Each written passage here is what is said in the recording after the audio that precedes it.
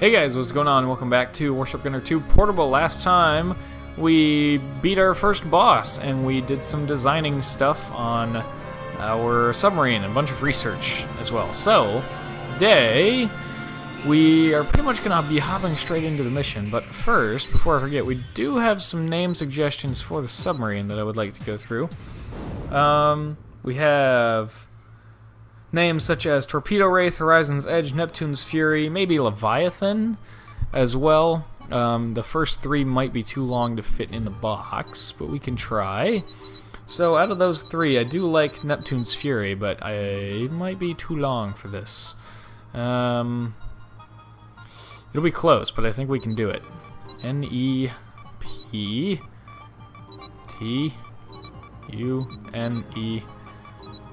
Neptune's. See, this is going to be a little awkward because we don't have space for. Well, we don't have room for an apostrophe, and we don't have space for an actual space. So we're gonna have to do this. But I do like that name, Neptune's Fury. Yeah, there we go. I like it. So it's a little awkward without the spaces in there, but that's what the the capital letters are for, to kind of denote that hey, it's a different word now. So there we go. Thank you, Nova Topaz, for that suggestion. Pretty cool.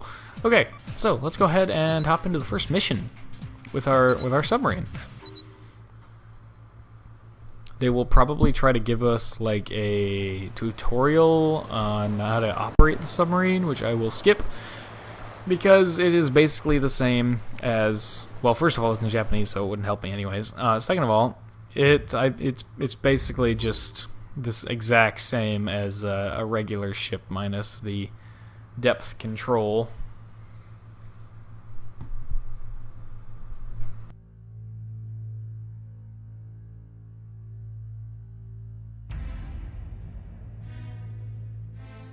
So yeah, pretty much this is where the right direction on the D-pad comes in. So if you hold right on the D-pad, you can go up with triangle, down with X. You can quickly surface with square and quickly dive with circle, like so. And then of course your usual, if you're at or above 50 meters depth, which you can see on the top right of the circular UI there, that will allow you to use periscope like this, the same way you would zoom in as usual. Hold left on the D-pad and then press triangle to zoom in. But if you dive below 50 meters, like so, I can no longer use periscope mode. So that's that. Now, the other cool thing is I'm below 50 meters right now. If I wanted to quickly get up to 50 meters, all I have to do is hold right, hit circle, and it doesn't put me on the surface, but it puts me just above 50 meters so that I can do stuff like this. And it's going to be weird and not let me flick between targets for some reason, but that's fine. Must be because we're too close right now, but... And then we can surface because, these guys are transports. Also, your submarine moves significantly faster on the surface than it does submerged, which is important to note. The top speed that you see in the design screen when you're designing your submarine is the top speed that it can go on the surface. Because when you're submerged, you only go at half speed, as you can see. So if you can do it without dying, I highly recommend running on the surface, unless you have an incredible amount of patience. Which I have a good amount of patience, but I mean, nothing is going to kill me at this current moment, so I will happily stay on the surface, like so. And also, I will happily fire at this airbase over here. Not that it will be a huge problem either way. Oh, another important thing to note about submarines is you cannot use auto... Wow, this is dispersion though, right? Thank you. You cannot use auto-engagement mode in a submarine. I'm guessing the reason for this is because in the PS2 version you couldn't, because L2 is typically auto-engagement mode, but in this PS2 version it's also dive in a submarine, so there was just button conflict. So in this, hitting the select button does not... There is no auto-engagement on a submarine, even though select does not conflict with anything else. So that's a little bit unfortunate, but it's not a big deal. If you played the PS2 version, you're already used to the fact that you can't auto-engage with a submarine. So nothing really new or spectacular there. And now that there are gun batteries firing at us, I will dive. And this is why you pretty much always want a forward thruster on your submarines.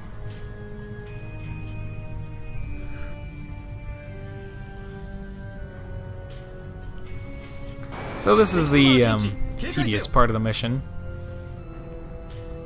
Also, I should mention this now because I will probably do it on accident.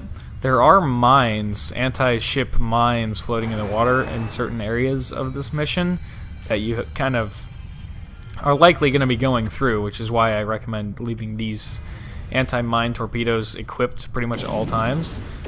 Otherwise, you would have to surface and let your machine guns destroy them, which you don't want to do. So with these, you can... Oops. Hey, hi Nagi. What?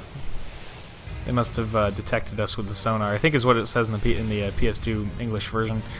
So you can, with these, you can do this thing. I mean, you can't really see what you're locking onto anyway, so what I typically do is I just find where the reticle's blinking and just launch a bunch in that general direction, and that usually gets it pretty good.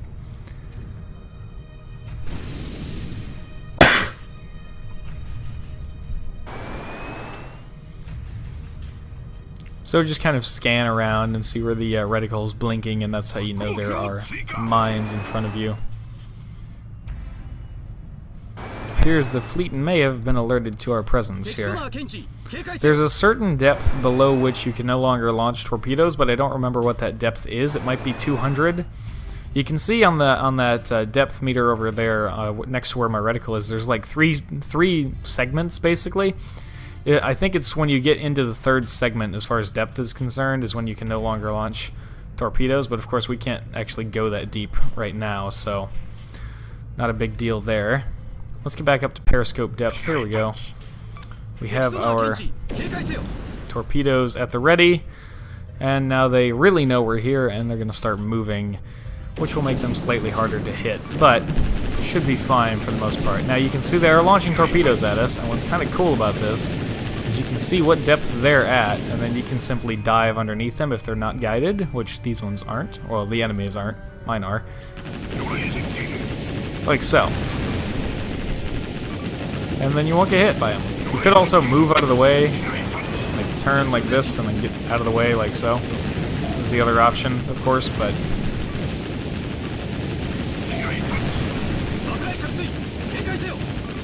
you will almost certainly have some ships sneak past you here, so don't feel bad if any get out. It's not a big deal.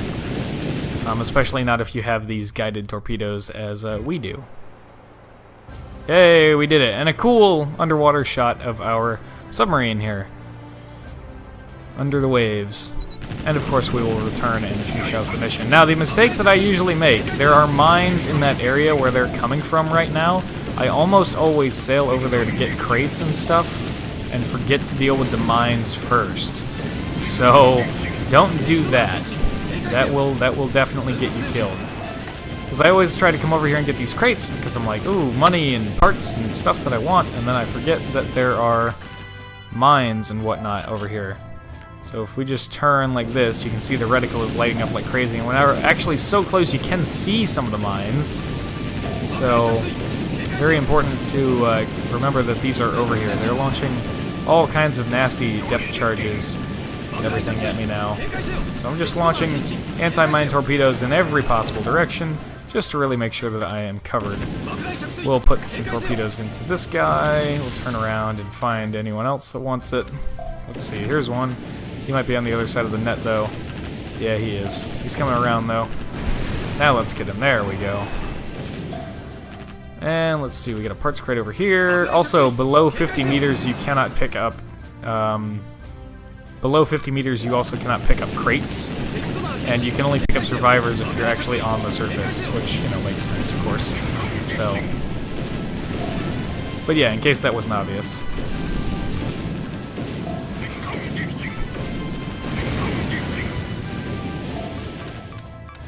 These guys are all hanging out on the other side of the torpedo net.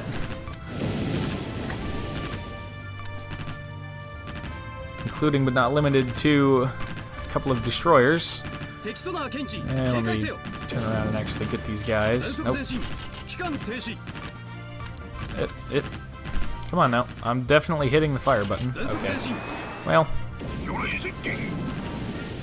That one got it. There we go.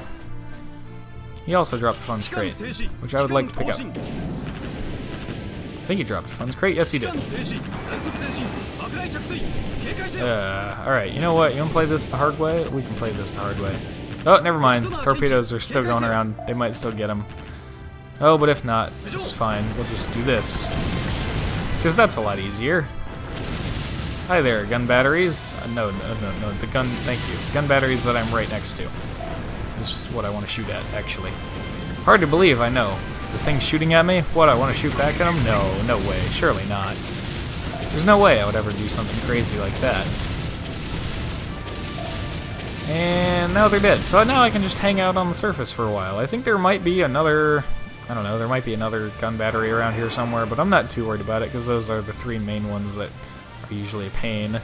And where we go, even got that survivor. So the last thing to do in this mission is, there are some enemy submarines that are part of the objective. You can see them as the yellow squares, or yellow diamond shapes on the map there, just north of us. Those are enemy submarines, and then there's also a treasure that we can find here on EL1. So we're going to sail over there, deal with the submarines, which will be much easier with our guided torpedoes. Get the treasure, and then call it good for the mission. And they have decided that they want to fight back, so... yeah, I mean, I was gonna kill them anyways, but... now they've just given me yet another reason that I didn't really need, but they felt the need to provide me another reason. There's the hidden base over there. We'll actually get up close and check that out here in a minute. After we grab these crates. That is a ammo crate, so I don't care about that.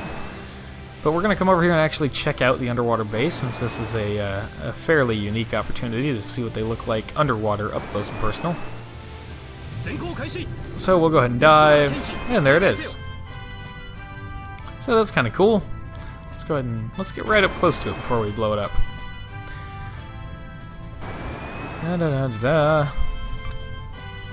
So yeah, there's the hidden underwater base. Pretty neat looking. Looks like it has a little glass observation ring around there, which is kind of cool, but... oh, I guess I'm too close to fire my torpedoes. There we go. And there we go. We got it. So there's a parts crate. There is a transport back there, but he does not carry the treasure. So we'll just go ahead and sink him for the destroyed percentage, and he would drop a parts crate over there that I am too lazy to go and get. So we're going to go ahead and leave the mission right there.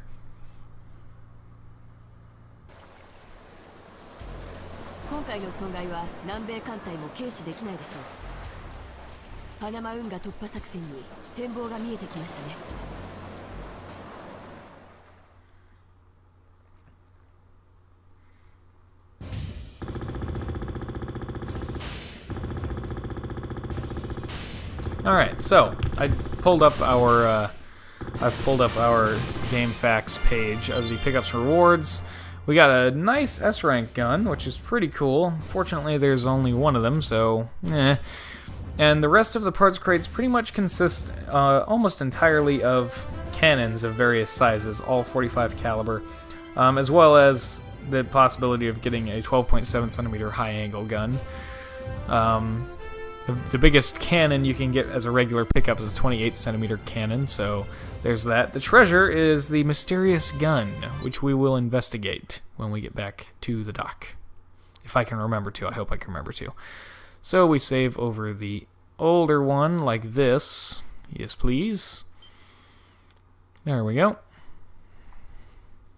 I started employing that tactic in Naval Ops Commander after I realized that, you know, every now and then something terrible might go wrong, and I want to have a backup. Oh, no fancy cutscene, just straight into the briefing, huh? Okay, I'm okay with that. I am okay with that. パナマ運河突破作戦の最終確認に入る。まず太平洋からの突入だが、この間の作戦が効いているはずです。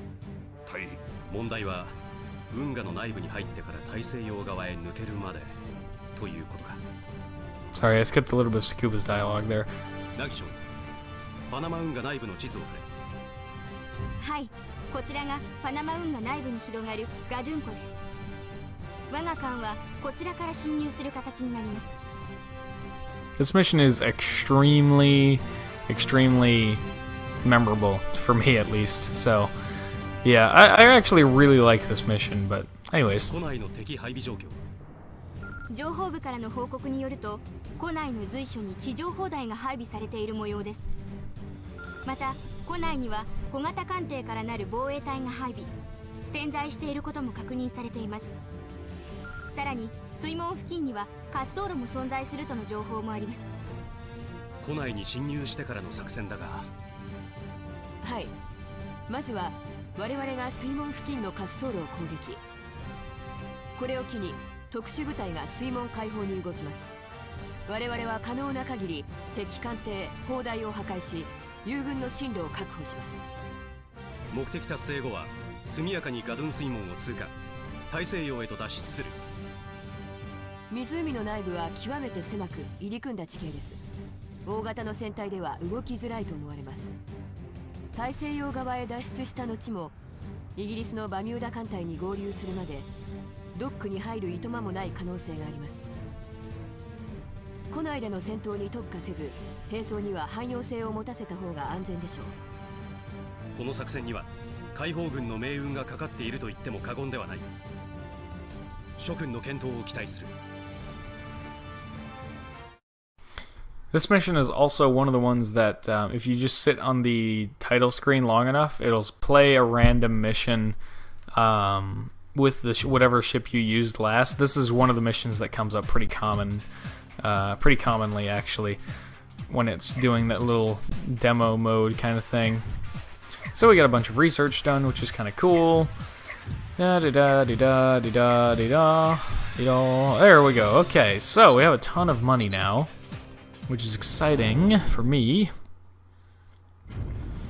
And I think we were actually looking at getting a new cruiser pretty soon here. Oh yes, we have it started right there. Okay.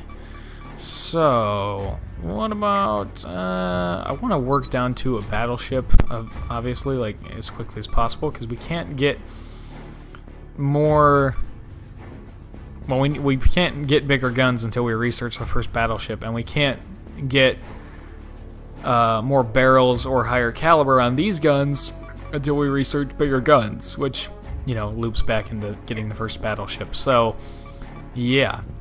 I want to work towards that as quickly as possible. These guys, it's not telling me what I need. I think I might have hit a button on accident. Is it this one? Nope, not that one. So, triangle, there it is. So we need Silver Swan rank 9, it looks like, before we can get those, and Silver Swan rank 7 before we can get those. So yeah, a little bit of waiting to go on them. If we take a look in here, we should be able to find... Ah, yes, here we are. This is the underwater torpedoes that you would fit to a submarine, like so. So we'll go ahead and get these started. We do not have a missiles category yet, which is slightly upsetting, but not too bad, not too big of a deal. If we follow this line down here, okay, how far down do I need to go before I can get an aircraft carrier? I need Cruiser 4, and then I can go to an aircraft carrier. Actually, I could start on an aircraft carrier right now. This requires mission 34, which, if I look at my list of missions here, it is not a path-specific mission, but I don't feel like waiting that long for an aircraft carrier. And if we look at 23, 23 is path-specific, because that's 234, so I believe you get that if you're on Warner or Sakuba's path, which we will get eventually, but again, I don't feel like waiting that long to get a carrier. Also, if we compare stats on these guys, 5,000 weight capacity, and more importantly, 10 aircraft. 7,000 weight capacity, 10 aircraft. 5,000 weight capacity, only 9 aircraft. 4,500 weight capacity, only 8 aircraft. So this is tied for the most amount of aircraft that can be carried, and also has the highest weight capacity by quite a bit, and possibly, yes, it has the most health as well. This is American, by the way. So, general rule of thumb in this game, when it comes to aircraft and aircraft carriers, well, I shouldn't say when it comes to aircraft. When it comes to aircraft carriers, though, general rule of thumb is that American carriers are the best. They have the best stats. They have the best of all the categories that you can hope to, consider when looking at aircraft carrier hulls. So there's that. Do I feel like fast researching the cruiser hull, or not really? Yeah, I'm gonna say not right now, because we're gonna do the next mission with the battleship, because that will be the most effective way to handle that situation. But, oh, that's still in progress. Okay, we do have that started at least. I would like to start new turbines, and new boilers are very expensive, so we won't be going down that line yet. We barely have any money left, but let's look at, see, that has one more turn. Firing delay is in progress, and these guys we need to be rank 10, and of course we need more money, but that, that won't be a problem. Aircraft we will consider at another time, I suppose, although we could, actually no, because we've so little money left we can't even really afford to look at aircraft even, which generally are relatively cheap, and they are cheap, but we've just have that little money left. So, all that said, let's take another look at the battleship. By the way, still need names for the cruiser and destroyer, so if you have original names, let me know in the comments. I'm looking for names that aren't already like existing on ships, that like are actual ships. So, yeah. Anyways, we do probably have some upgrading to do in here, I would imagine. Maybe in this area? No. What about over here? Ah, yes, we have new turbines, I believe is what got upgraded there. Have a couple of new systems here. This must be our sonar. And, yeah, so how many barrels? Is this double-barreled right here?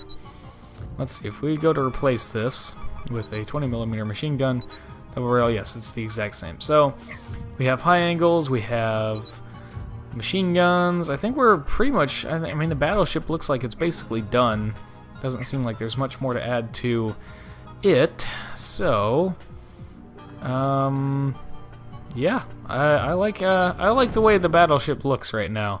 It looks a little ridiculous, but it also looks totally awesome at the same time. So, look at that. Isn't that just a thing of beauty right there? It's so cool. And ridiculous, but mostly cool. So, I think that'll do it for this episode of Warship Gunner 2 Portable. Thank you very much for watching. I hope you have enjoyed, and as always, I hope to see you all in the next one.